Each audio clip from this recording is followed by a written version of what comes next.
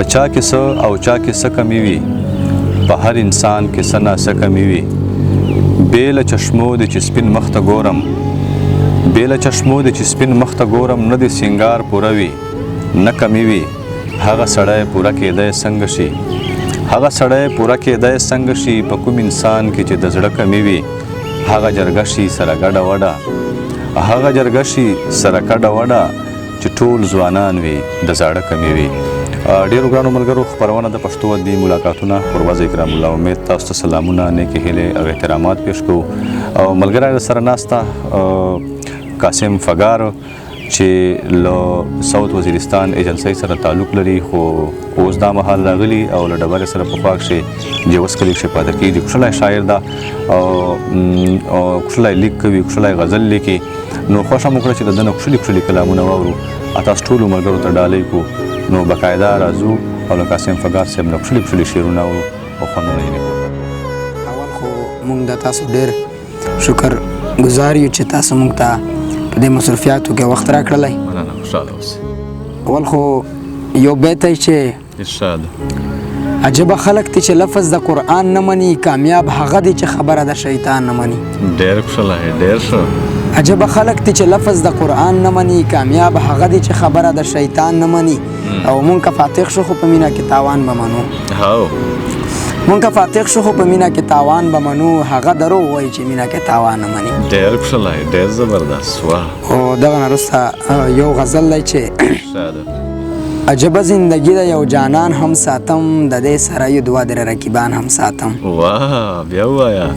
عجبه زندگی ده یو جانان هم ساتم د دې سره یو دوه درې رقیبان هم ساتم ته ښایي هر سړی د دشمن وجني ستا سره دی زه ښه نه یم یارانو کې ماران هم ساتم ډېر خوشحاله واه بیا ووایه ته ښایي هر سړی د دشمن وجني ستا سره دی زه ښه نه یم یارانو کې ماران هم ساتم او دا کلی زما مرګ ته انتظار کوي خندیږي دا کلی زما مرګ ته انتظار کوي خندیږي دا بد نه دی په دې کې څو یاران هم ساتم ډېر خوشحاله واه خو د خوند په هره برخه کې زما تصویر جوړیږي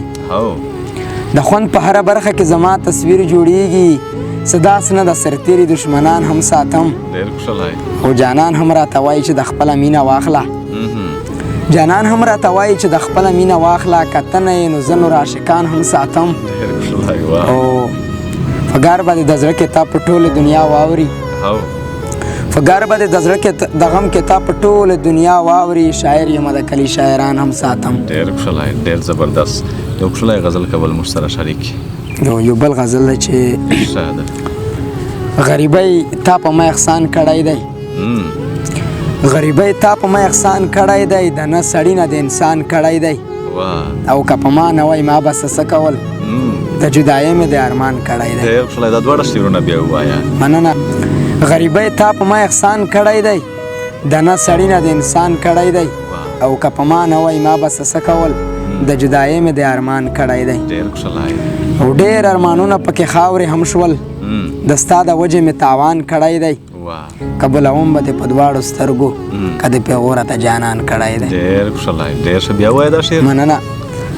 که بلوم به دې په دواړو سترګو که د پیغوره ته جانان کړی دی او غریبۍ دومره سر ټیټ کړی هم یم لیلا په خپل دولت پېزوان کړی دی ډېر خوشحاله ډېر زبردست او قاسم فګار د خدای مغروره نه کړي قاسم فګار د خدای مغروره نه کړي قاسم انکار درې په جهان کړی دی ډېر خوشحاله ډېر ښه ارشاد په څو یارانو کې یاران غواړم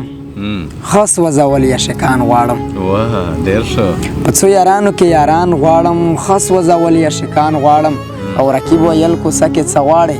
ما ویل ورک شوي دي خپلوان غواړم ډېر خوشحاله او ړنده نور څه غواړي دوې سترګې غواړي فګار نور څه غواړم جانان غواړم ډېر خوشحاله ډېر زبردست